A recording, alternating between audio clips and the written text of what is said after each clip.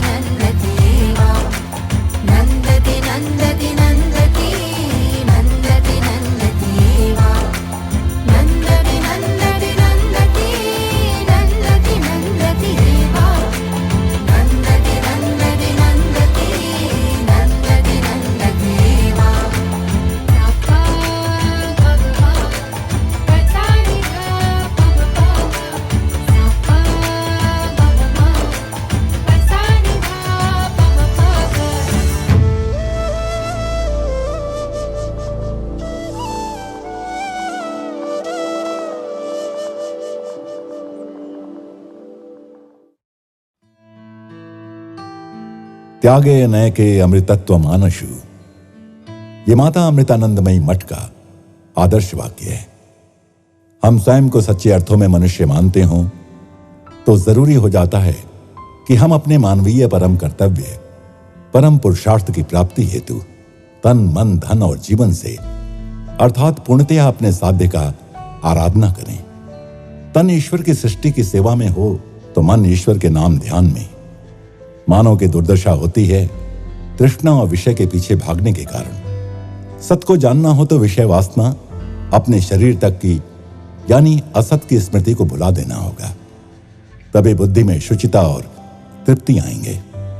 तृप्ति ऐसी अमूल्य वस्तु है जो आ जाए तो शिला पर लेटकर पानी पीकर आ जाए, और ना आए तो महल अटारियों में अनेकों भोगों के बीच में भी ना आए। तृप्त होते ही संसार की भीड़ में रहते हुए भी हमारा मन ऊर्ध्वमुखी हो जाता है, परमात्मा की ओर चल पड़ता है। और अतृप्त मन वन अथवा गुहा में भी जा बैठे तो विषय वासनाओं का ही चिंतन करता रहेगा। अर्थोपार्जन और संग्रह परिग्रह का कोई अंत नहीं होता। हमें ही विवेक करना होगा कि बस और नहीं। जीवन में एक समय आना ही चाहिए जब हम सांसारिकता को इति कहकर परमात्मा स्मरण के नए अध्याय को अथ कहें, कभी न लौटने के लिए। यही अध्यात्म है।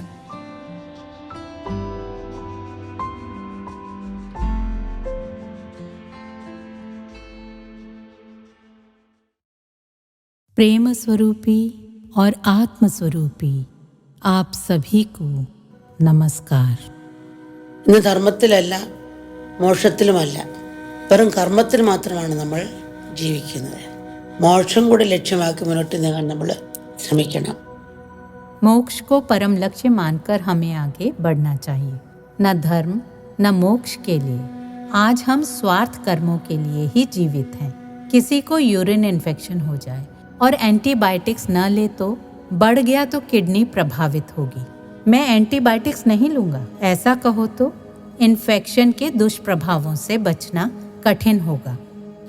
इसलिए दूसरा कोई उपाय नहीं, एंटीबायोटिक्स ज़रूरी हैं। एंटीबायोटिक्स लेने पर अच्छी कोशिकाएं भी नष्ट होंगी, पर उनकी भरपाई के लिए कुछ दवा तो लेनी होगी। अच्छी कोशिकाएं पैदा होने में समय लगेगा। उसी प्रकार दृष्टि उच्च लक्ष्य पर हो तो युद्ध अनुचित नहीं, अधर्म नहीं होगा।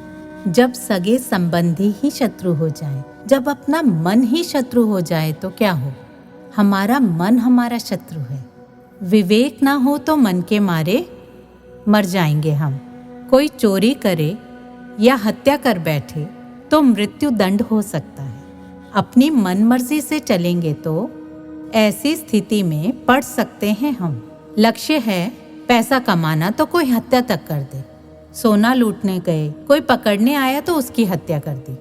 नशेड़ी के पास नशा खरीदने को पैसा न हो तो चेन छीनने जाए और चेन लेने के लिए गला दबाकर मार डाले। ऐसे कर्म अधार्मिक हैं। अपना मन ही शत्रु बना। ऐसे मन का क्या करें? सब है मन में ही। दुर्योधन है तो अर्जुन भी, पांडव हैं तो कौरव भी। बंधन और मोक्ष का कारक मन ही है। जंगल के रास्ते कोई जा रहा था। चोरों लुटेरों ने उसका सब कुछ छीन लिया और रस्सी से बांधा, कुएं में धकेला, चले गए। वो अब बाहर न आ सके। लगा सहायता के लिए पुकारने। एक राही ने चीख पुकार सुनकर कुएं में रस्सी फेंकी तो कुएं में फंसा हुआ आदमी रस्सी पकड़कर सुरक्षित बाहर आ गया। तो बंधन भी रस्सी, मोक्ष कारक भी रस्सी। इसी तरह अपना मित्र और शत्रु मन है, तो मन से कैसे निपटें? ये एक बात। दूसरे अपने ही जब शत्रु हो जाएं तो शत्रु यानी हानि करने वाले स्वजन। ऐसे में हम क्या करें? कोई दृष्टिकोण तो हो। असल में युद्ध भीतरी है, पर बाहर के धर्म अधर्म से कैसे निपटें? मान लो कोई अधर्म कर रहा है, अधार्मिक कर्म करे। मानो अपनी पत्नी के रहते यदि कोई पर स्त्री से छेड़छाड़ करे तो अधर्म होगा ना। ऐसे आदमी को तो निश्चित जेल होनी चाहिए। सड़क पर चलता कोई आदमी किसी शराबी को एक गरीब आदमी को पीटते देखे तो लाख समझाने पर भी शराबी समझे ना तो गरीब आदमी को शोषण से बचाने के लिए उसकी पिटाई करना अनुचित नहीं है। अविवेकी ने गलती की, समझाने पर भी सुधरा नहीं, और पिटने वाला मासूम, समझाने से नहीं तो पिटाई से बात बनेगी। गरीब को बचाने के लिए जो किया उसमें निजी स्वार्थ नहीं, इसे धर्म कह सकते हैं। कर्म पर आधारित धर्म का उपदेश। गीता में कृष्ण ने यही उपदेश दिया। पिता का अपने बच्चों के प्रति धर्म, माँ का बच्चों के प्रति धर्म, भाई का अपना धर्म, इस प्रकार सबका धर्म, राजा का धर्म। भगवान कृष्ण ने हर परिस्थिति में धर्म विशेष बताया। घने वनों में रहने वाले वनवासियों को शिकार करने को अनुचित कैसे बताएं? वे कैसे जिएंगे? मछली पकड़ना मछुआरों की आजीविका है। सुतार को क्या कहेंगे? वृक्ष काटकर फर्नीचर बनाना काम है उनका, उनसे क्या कहेंगे? आवश्यकता अनुसार लेना अनुचित नहीं। भूख मिटाने के लिए कोई और काम आता नहीं। कोई आत्महत्या कर ले तो डॉक्टर उसके शव की चीरफाड़ कर पोस्टमार्टम करके कारण की जांच पड़ताल करता है। सबको चीरफाड़ करने का अधिकार नहीं है। चीरफाड़ करना डॉक्टर का धर्म है। इसी प्रकार हर कर्म क्षेत्र का अपना धर्म है। धर्म की रक्षा हेतु किया गया हर कर्म हमें मोक्ष की दिशा में ले जाएगा।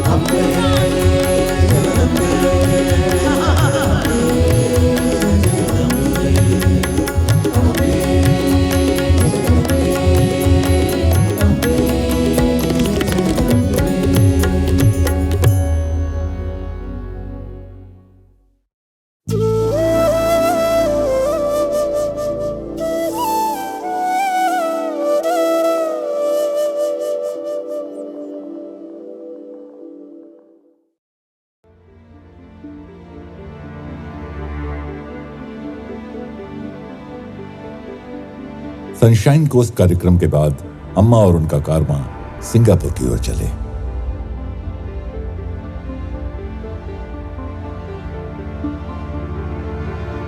सिंगापुर को एशिया का द्वार कहा जाता है क्योंकि यहां एशियाई और यूरोपियन संस्कृतियों का सम्मिश्रण पाया जाता है। सिंगापुर की सांस्कृतिक विरासत बहुत समृद्ध है, जिसका सीधा संबंध भारत से है। विश्व में सबसे भारी जनसंख्या वाले इस नगर के लगभग 5% लोग तमिल भाषी हैं। सिंगापुर में रहने वाले 43% लोग विदेशी मूल के नागरिक हैं। 35% यहाँ के मूल निवासी और बौद्ध हैं।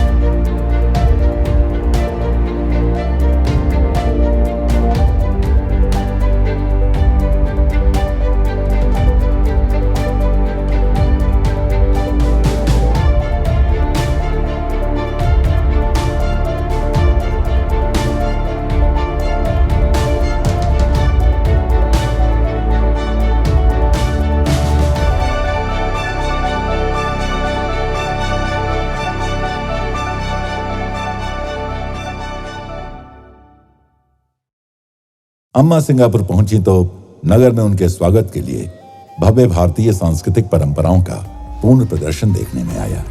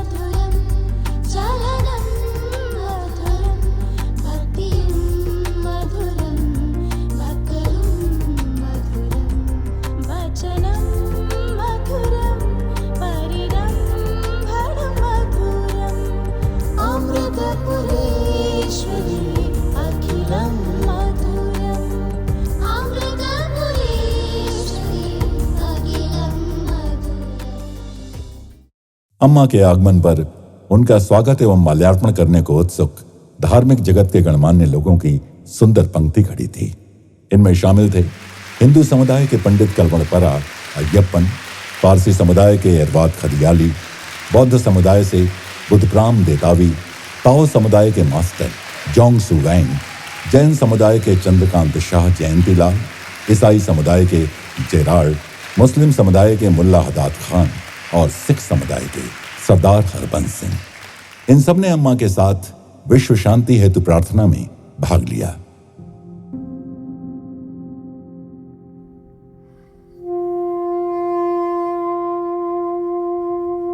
अम्मा ने सबका मां ओम ध्यान में मार्गदर्शन किया।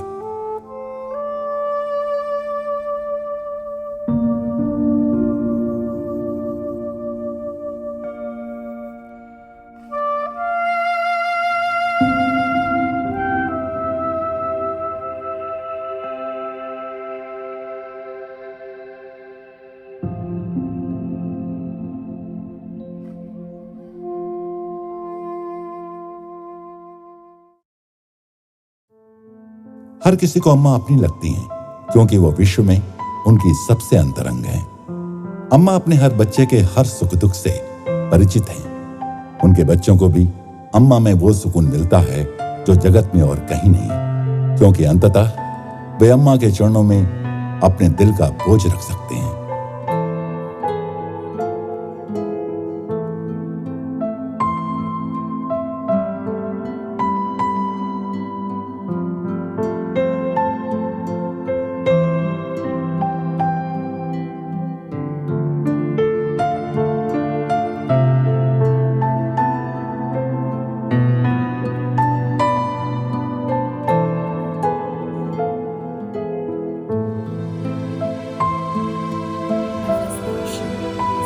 मुझे अम्मा का पहला दर्शन केरल में 1990 में मिला।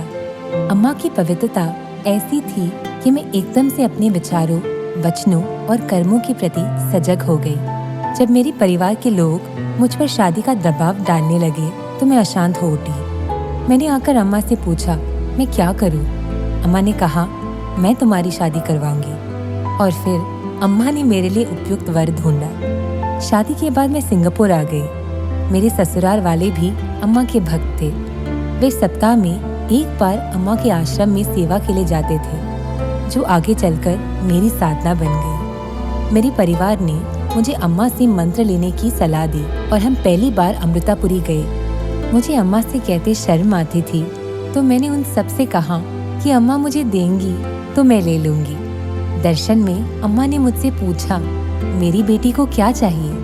और मैंने तपाक से उत्तर दिया, अम्मा मुझे मंत्र चाहिए। इस तरह अम्मा मेरे जीवन का सब कुछ हो गई। मैं अम्मा की बेटी हूँ। मेरे पास अम्मा के लिए केवल आभार है। सिंगापुर के कार्यक्रम की पहली रात की समाप्ति पर अम्मा ने एक भजन गाकर सबको उत्साहित कर दिया। बच्चे अम्मा के साथ गाने लगे तो वे भी अम्मा की अतुलनीय भक्ति अवस्था में प्रवेश कर गए।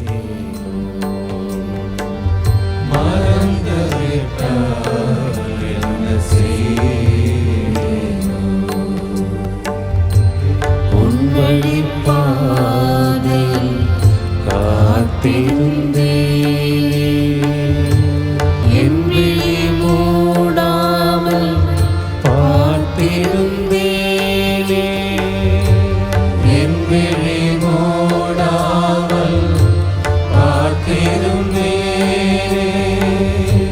கண்ணை மறைத்தது கண்ணீர் திரை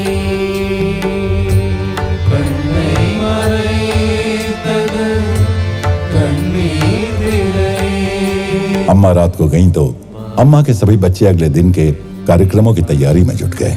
कुछ तो सारी रात जागकर हॉल की साज सज्जा और भोजन की तैयारी करने वाले थे। अम्मा के सब बच्चे उनके साथ एक और दिन बिताने के लिए उत्साह उल्लास से अभिभूत थे। என்னை மறந்து